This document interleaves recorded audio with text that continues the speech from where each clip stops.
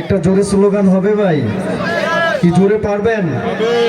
আমাদের তিতাসের যুবকদের অনেক শক্তি আছে আলহামদুলিল্লাহ, ইমানি শক্তি অনেক বেশি, এটা আমরা হুজুরকে বুঝাতে পারবো তো ইনশাআল্লাহ।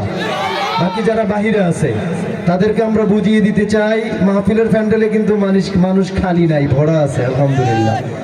নারে তাকবীর, আল্লাহু আকবার, নারে তাকবীর। প্রধান বক্তার আগমন,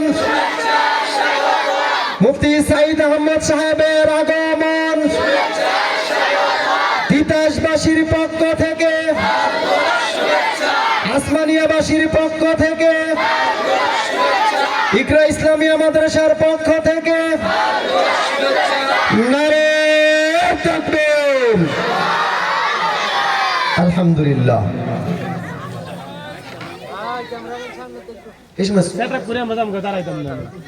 শুরু করলে আমরা দিয়ে দেবো দেরিব বাচ্চারা কোনো